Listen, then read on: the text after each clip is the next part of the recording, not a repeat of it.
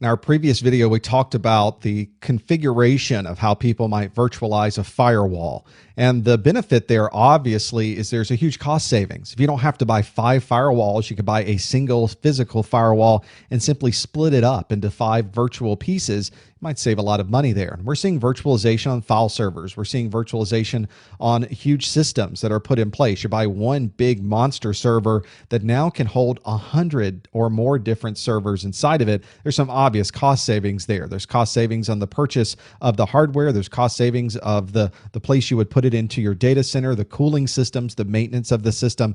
So there's a lot of advantage there. But obviously, there's security issues when you think about these things as well. You now have one device with hundreds or more servers inside of it. How do you protect information that's transferred between those servers? You can't touch them. You can't plug into the network between them. They're all self-contained in a single unit.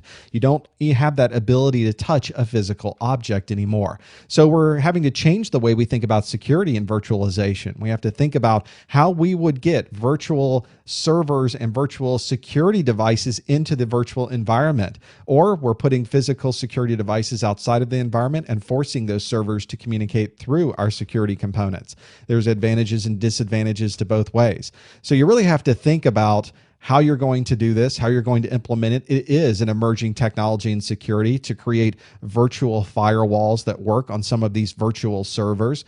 It's something that as we continue down the road of virtualization and this gets more and more mature, I think you'll start to see more intelligent technology come out from a security perspective. In the meantime, you've got your logs. You know exactly who's going where. You know what files are being accessed. You know what resources are being used. We talked in an earlier video about how important it is to have all of those great log consolidation tools available so you can really look through all of those logs in one central place and see everything going on. So for virtualization, try addressing the security in many different places. You're going to have to really work with this technology to figure out how you're going to keep track and maintain control over all of those virtual resources.